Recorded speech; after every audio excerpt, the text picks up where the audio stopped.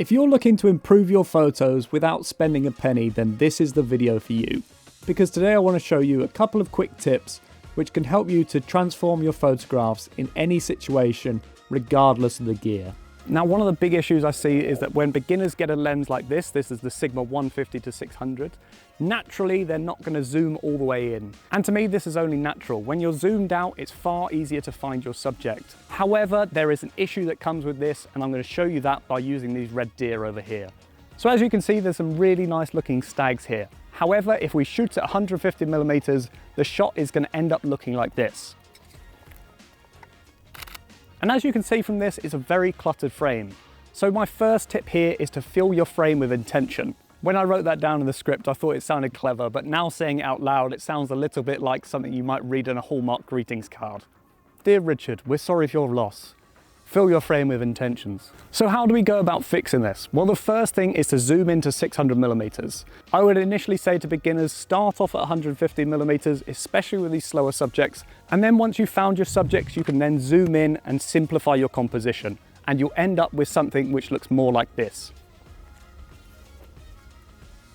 But what if you don't have a 600mm lens and you only have a lens which goes up to 300mm? Well, fortunately, there are other things that we can do to simplify our composition without having to resort to getting a longer lens. What I've done here is I've simply taken about 10 to 20 steps to the left. And now I have a big tree in the way instead of the deer. And it's going to really help to simplify our composition and frame our subject, because instead of looking at the deer, which are currently grazing, you've just got an inanimate tree. But I've actually just noticed that now that I've moved round, there's actually a fallow deer behind the red deer. So instead now of moving left to right, what I'm going to do instead is move down and use the red deer to block the fallow deer behind it. So from this, you can see that we've been able to simplify our composition down to just a single stag who is looking straight at us, and it's framed beautifully by this tree. Now, I'm not saying that having 3 stags in the photo wouldn't be equally as impressive. What I am saying though is that this type of composition is going to be far better than one where one of the deer is looking at you, one of them is staring off into the distance, and one of them is doing a poo. And framing can help you in lots of other different scenarios, such as this photo right here with the razor bill. In this photo, you can see that we've used some of this beautiful pink flowers as foreground to help frame our subject. And it gives a nice colour contrast to the background, which is this lovely teal colour. And because our razor bill is black and white, it really stands out from these 2 different colours really well. Now, I love this photo here. It's another great example of using framing. However, in this case, the framing is not an inanimate object, such as a tree. We actually have the mother pig. And it really helps to show the connection between the mother and the piglet, as well as giving the viewer a fantastic sense of scale. Now, the other thing to think about in terms of filling our frame with intention is the position of the subject itself. This is because depending where the subject is will give the photo a completely different feel. So where is best to put the subject?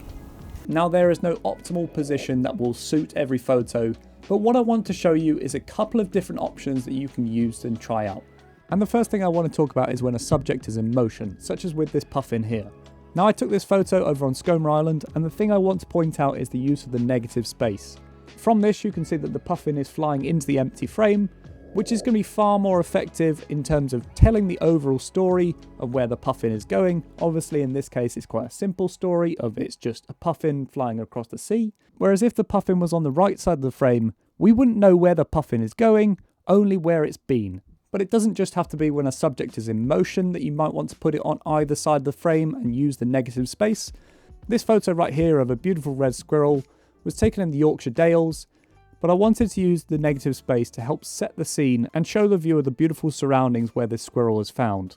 Now, another option when it comes to positioning is to put your subject slap bang in the middle, and I find this works particularly well when you have eye contact between the subject and the viewer. And there's another nice element, particularly in this photo, where you have this sort of natural symmetry. Obviously, it's not as perfect as you would see if you were photographing, say, a building, but to me, there's symmetry between the 2 bright spaces either side. You've obviously got the natural symmetry of the fox. And overall, I feel that it's quite a balanced image because of this. Another great reason for putting your subjects in the center of the frame is when you have multiple different subjects that are interacting.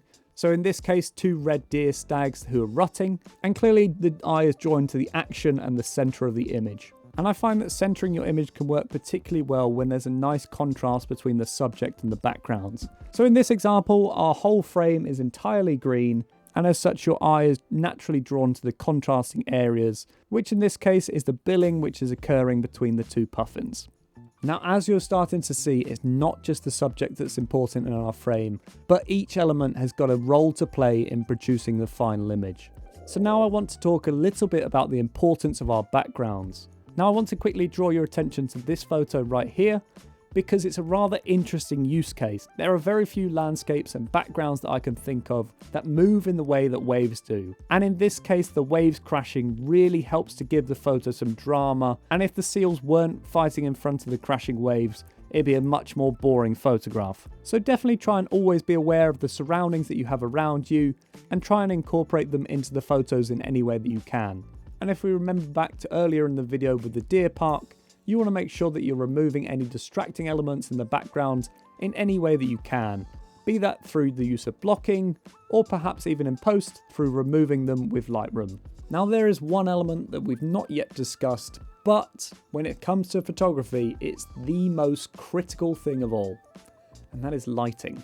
Now it's widely accepted that the two best times of day to shoot are during the morning and the evening, during what's known as the golden hour, which is essentially the hour just after sunrise and the hour just before sunset. During these times, the sun is going to be much softer and giving those beautiful golden tones to your photographs. But another thing that I want you to understand is to be able to work with the light.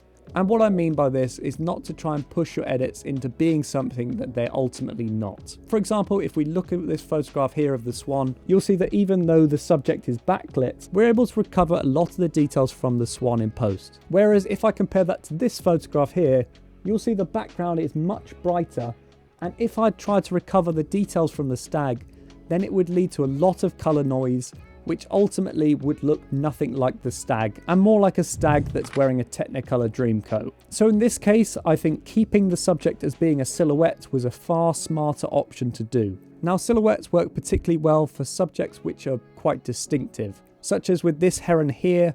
It's got a very distinctive shape, and you don't need all the colour to be able to tell that it's a heron. Now another thing that I wanted to talk about when it comes down to lighting is when you have very little of it during the day. This photo right here, taken of a tufted duck, was taken during an overcast day. Now instead of trying to add contrast in post or add additional elements such as maybe some foreground reeds, I actually kept the composition really simple, and ultimately I'm very pleased with the minimalistic look that it had. Now I really hope you enjoyed this video. If you did, be sure to hit the like button down below. It helps push this video out to more and more people, and it genuinely means a lot. It takes quite a long time to make each one of these videos. And finally, thank you very much for watching, and I'll catch you at the next one.